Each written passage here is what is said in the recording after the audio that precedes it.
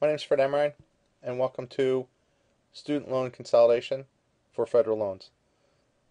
This program is being sponsored by Repay 411. Today's program is going to cover the process of consolidating your federal loans. As we said in prior videos, is that you need to create an inventory, and each student's case will be unique in the sense that you may have federal loans, private loans, maybe some parent loans, that again, understanding that group of loans that you have based on what you did to finance your education. The first place you need to visit is the National Student Loan Data System. The website's listed there. On that website, you're going to see a total list of your loans, your federal loans, that are under your Social Security number, under your federal PIN number. Again, that will be information you'll need to get access to this website. It will give you a complete list of the different types of loans you've had, the grants that you've had. It's a great resource there. It also will tell you who the service provider is and how that all works. You will need all that information to complete the consolidation forms.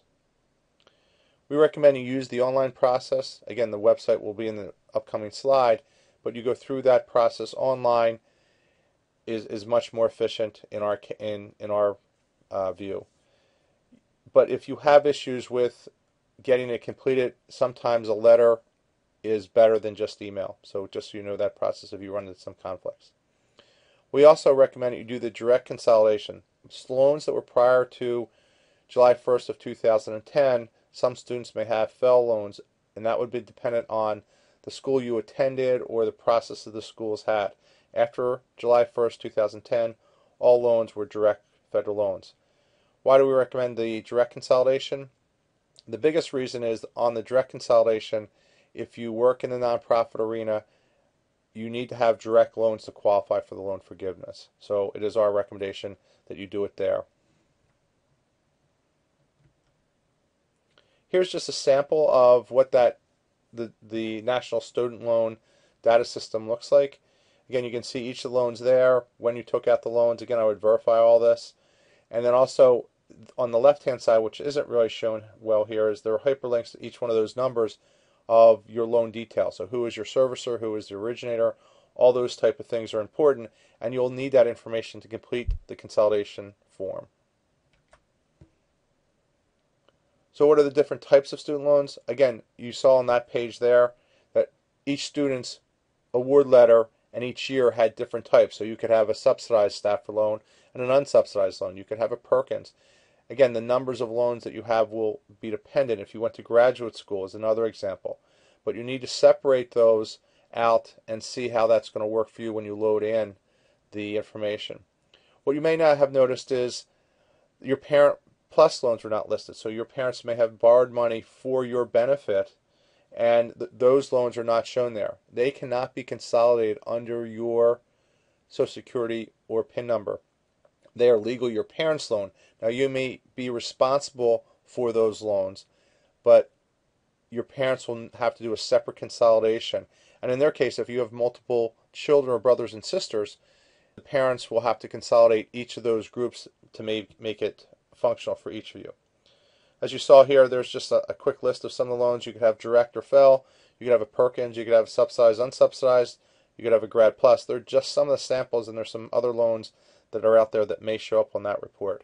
Again, you probably want to verify that with way you went to school. Here's the consolidation website you need to go to. So after you have that inventory, it's best if you write that down or somehow do it electronically. You want to then go to this website, the loanconsolidation.ed.gov website, and that's where you start the process. So you'll need to put in some additional information. We actually have the PDF on our website. That may be a great way to start the process. Print that off, see what other information you're going to require, and go through the process. Again, it is a little daunting, but it can be done. You'll need to use the National Student Loan Database information. That has your different type of loans, your different lenders, who the servicer is of each of those loans is very, very important. Once you have all the information loaded, you'll then have to decide which repayment option you have. That is probably the most important part, and there's other videos within the website that you may want to take a look at on your different options there. But again, the federal loan process offers the best flexibility on repaying your student loans. So what are the advantages of the consolidation? One, it simplifies your repayment process. So as you saw there, we have 9 different loans. You could have 4 or 5, depending on your servicer, different repayments each month. So it would be easy to miss a payment here or there.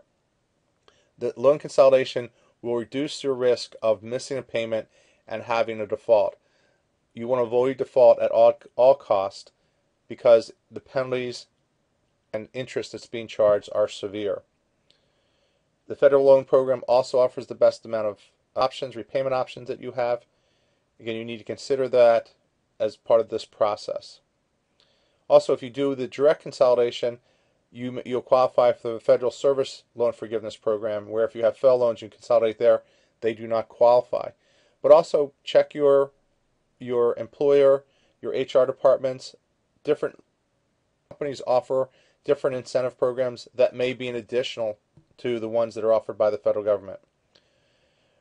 One of the things you will need also in this process is 2 references. The 2 references can be anyone, but you cannot be living with them. So an example would be they can be an uncle and aunt. They cannot have the same address, and they have to know you for more than 2 years.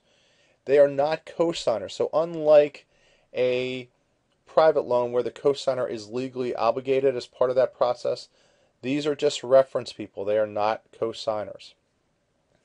And there is no financial advantage for doing the consolidation except for simplifying the repayment process. So it's really just a weighted average based on the loan outstanding balance and the current rate of that loan is what it gets added up to across all of those loans that you're consolidating. Hope you found this helpful, and if you need more information, please visit the other videos on this website. And if you feel that you could use professional advice, we have some really affordable programs, and please contact us. Have a great day.